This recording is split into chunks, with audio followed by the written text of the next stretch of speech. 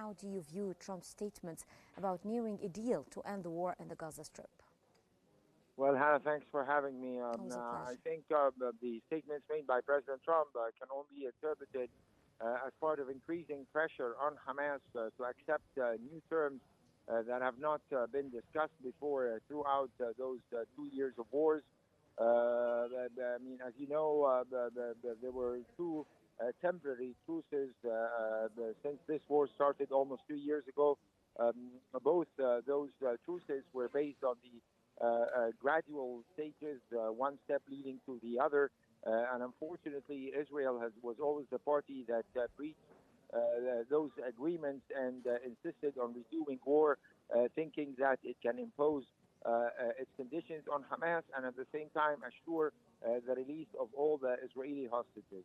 All the recent mediation effort was based on another temporary truce, according to which Hamas would release part of or at least half of the Israeli prisoners it's been keeping for the past 2 years, and the other half would be released as soon as a final agreement is reached.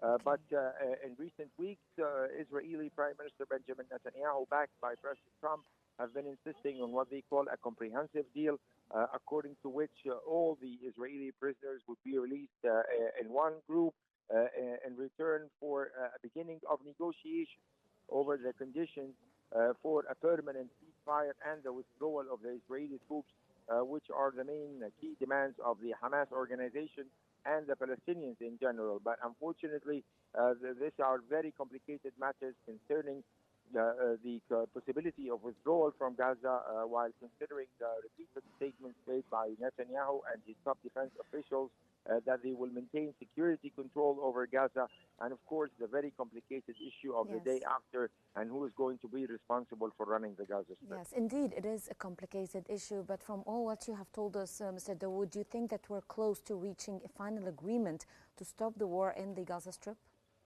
Well, I mean, again, it's very difficult to predict this conclusion, considering, all the opportunities that have been missed in the past. And of course, the attack that took place in Jerusalem today, in which at least 6 Israelis were killed when a couple of Palestinian men opened fire on a bus.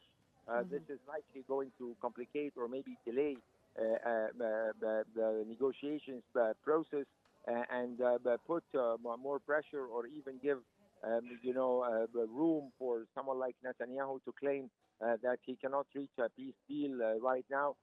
So this attack might relatively delay those efforts, but at the same time, the tough conditions remain to be the same situation as long as Israeli Prime Minister Benjamin Netanyahu and his extremist cabinet continue to insist that they will not pull out their troops from Gaza or reach a permanent ceasefire. And at the same time, Mr. Netanyahu is complicating matters further by insisting he will not hand over the governance of Gaza Strip to the Palestinian Authority, and speaks about some undetermined international force that will take over that responsibility. So how do you view the Israeli reactions to Trump's statements about the agreement? Again, you can see the Israelis in practical terms have been adopting the policy of extreme force and the inhumane bombing of Palestinian buildings and killing of Palestinians, even in so-called secured areas, as their main way or their main method in bringing Hamas to accept their conditions and the threat to take over Gaza City, where more than 1 million Palestinian people live.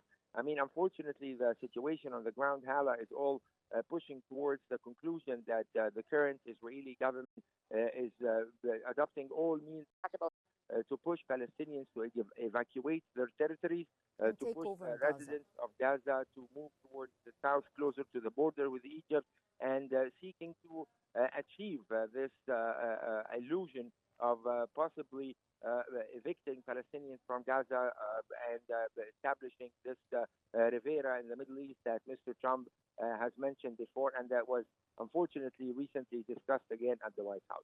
Yes. So what is your comment on the intensification of attacks in the occupied territories in recent weeks? Do you think that is part of Israel's strategy, as you said, to take over Gaza and turn it into a Riviera and push all the Gazans to the borders with Egypt?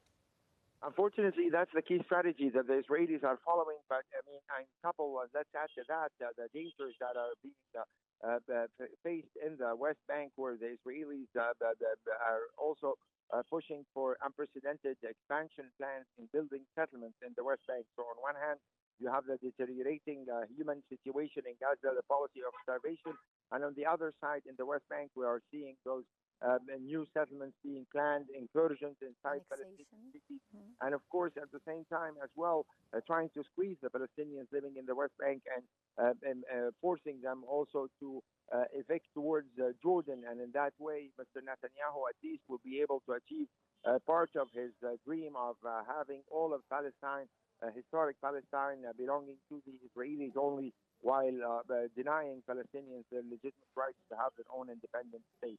The key problem, the key obstacle, in my opinion, is the lack of pressure from American President Donald Trump to end this war, despite his pledges and promises during his election campaign that he would be ending this war in a matter of 24 hours. But right now we're talking about nearly 8 months. We're not just without progress on that level, but further deterioration in terms of Palestinian human losses and the number of people who die every day. And right now, this vulgar display of force by the bombing of the relatively high-rise buildings in Gaza, where no one lives except civilians. But again, that's part of the terror campaign the Israelis are launching against Palestinians in order to bring Hamas to accept their conditions for the release of prisoners without any true guarantees that the war would end or that the Israeli army would pull out of all of Gaza, including the border between Egypt and Gaza. Yes.